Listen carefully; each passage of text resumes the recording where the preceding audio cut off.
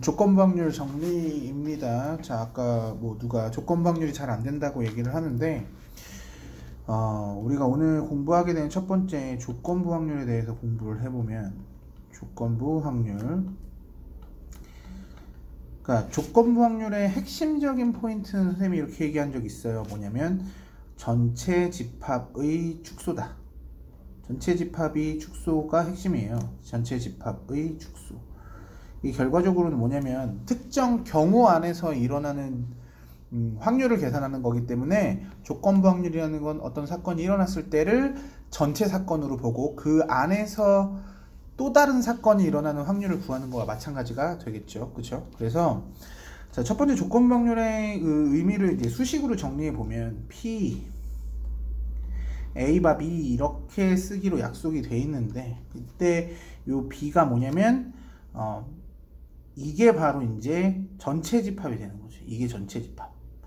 그러니까 전체 집합이라고 얘기하면 좀 헷갈리니까 이미 일어난 사건. 그러니까 사실은 좀 더 편하게 얘기하자면 B가 일어났을 때 A가 일어날 확률. 그러니까 눈이 왔을 때 뭐 사고가 날 확률, 아니면 B가 왔을 때 승리할 확률 이런처럼 이미 기존에 있는 일이 무조건 일어났고 그 다음에 A가 일어났을 때 확률 얘기해요. 그래서 당연히 전체 사건을 PB, 그쵸? 분모에 깔아주게 돼 있고요. 그 다음에 위에 거는 B가 일어난 상태에서 A가 일어난 거기 때문에 PB분의 PA 교 B 이렇게 얘기가 되고, 여기서 이제 곱셈 정리라는 공식이 또 나오기도 하죠. 어떻게 나오냐면 PA 교 B가 어떻다? PB 곱하기 P A 바 B. 그래서 뭐 기억은 뭐 이렇게 A를 기준으로 뭐 B가 대칭이다 뭐 이렇게 기억하기도 했었죠. 그 다음에 이제 또 다른 해석이 있다면 이게 뭐 P A 곱하기 대칭이니까 P B 바 A 이렇게 풀어주시면 돼요. 그래서 전체 집합이 축소다 이렇게 풀 수 있으면 되긴 해. 그치? 그래서 선생님이 근데 이제 실전적으로는 푸는 방법이 여러 가지가 있었다 그랬지. 뭐 표 문제라던가, 표 문제는 뭐 굉장히 쉽다고 얘기했었지만 표문은 뭐 어차피 읽으면 되는 문제들, 이거 굉장히 쉽게 나오고 수능에서도 자주 등장하긴 하지만 뭐 상대적으로 좀 쉬운 문제, 뭐 물론 표 구조 문제가 어려우면 뭐 상당히 까다로운 경우도 많지만 일반적으로 이제 내신 문제에서는 표 구조 문제가 나왔다 그러면 그 주는 문제다 이렇게 생각하시면 되겠죠. 그 다음에 이제 가장 기본적으로 이건데, 그러니까 이제 뭐 예를 들자면 이런 얘기를 하게 될 거예요. 이런 게 좀 어려울 건데 여러분들이 A 주머니에서 나오기도 하고 뭐 B 주머니에서도 나오기도 하고 C 주머니에서도 나오기도 한다 이런 식의 문제가 사실은 좀 어려울 수 있어요. 그러니까 뭐 주머니에서 1이라는 공이 나왔을 때, 그러니까 사건은 1이 나왔을 때 그게 A에서 나왔냐 B에서 나왔냐 C에서 나왔냐. 그래서 사실 교과서적인 풀이를 보면 이렇게 나와요.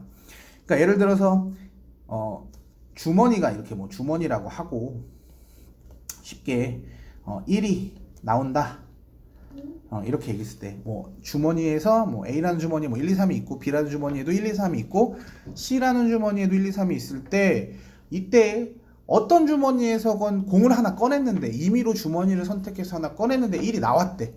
그 1이 A에서 나왔을 확률을 구하세요. 이런 게 조건부 확률이라는 거죠. 그러면 기본적으로 교과서적인 풀이는 이거야. 1이 나오는 사건의 확률, 1이 나오는 사건의 확률, 그러니까 이걸 뭐 PA라고 한답니다. 그 다음에 1이 나오는 사건의 확률, 그죠? 1 숫자가 헷갈릴 수도 있겠죠. 1이 나오는 사건의 확률을 PA라고 얘기를 하고, 그 다음에 이제 A 주머니가 선택되는 확률, A 주머니가 선택될 확률, 선택될 확률을 P, B라고 한대. 그러니까 결정적으로 문제를 푸는 단서는 이런 거죠. A 주머니에서 1이 나왔을 확률. 1이 나온 거야 이미. 그러니까 P 1이 나왔어. A. 그쵸? 뒤에 A가 들어가는 거고. 근데 그게 A 주머니 확률을 구하세요. 그러니까 PA 1이 나오는 모든 사건 중에서 A 주머니 잠시만요. A 주머니에서 나왔을 확률, 이게 바로 조건부 확률인데 요렇게 푸는 것도 굉장히 좋아요. 당연하지. 그렇지만 선생님이 이런 얘기도 했었어요.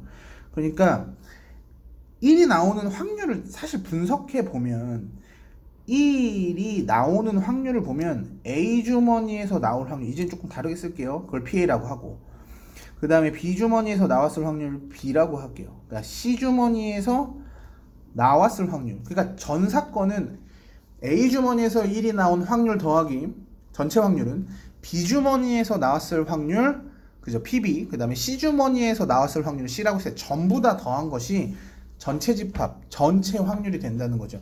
그러니까 그 중에서 P A 플러스 P B 플러스 P C 분의 A에서 나왔으면 PA, 그쵸? 이거잖아요. 그러니까 A에서, 그러니까 1이라는 건 A에서 나왔을 수도 있고, 또는 이니까 그 덧셈 정리가 되겠죠. 그 다음에 B에서 나왔을 확률, C에서 나왔을 확률, 그쵸? 근데 그거 중에 A가 나왔을 확률, 이거를 가지고 문제를 풀어도 똑같다. 그치? 결과적으로는 위에 거에서는 얘가 뭐가 되냐면, 위에 거에서 얘는 뭐가 되냐면 PA인 거죠. 그치? 위에서는 왜? 1번에서는 위에 거, 그쵸? PA가 되겠죠. 그 다음에 얘는 A 주머니에서 1이 나온 거니까 얘가 바로 뭐야? 위에 것에는 B 교집합 A가 되는 거죠. 위에 거에선 1번 여기에서 그죠? 맞습니까? 그러니까 푸는 방법은 사실은 같아요. 결과적으로는 PA가 두 번째 풀이에서는 PA 플러스 PB 플러스 PC로 나오는 거고, 그 다음에 이제 첫 번째 풀이에서는 그냥 PA로 나오는 거고, 그치? 그래서 어떤 방식으로 풀어도 상관없습니다만, 그죠? 서술형 같은 경우는 1번처럼 푸는 걸 조금 더 추천하고요.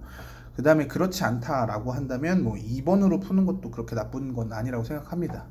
그래서 조건부 확률 많이 어려운 사람들은 이렇게 1이 일어나는 확률을 전체적으로 확인한 다음에 그게 어디에서 나온 건지를 분석하는 형태의 문제풀이를 한번 공부해 보는 것도 굉장히 도움이 될 것 같아요. 자, 이해되셨나요?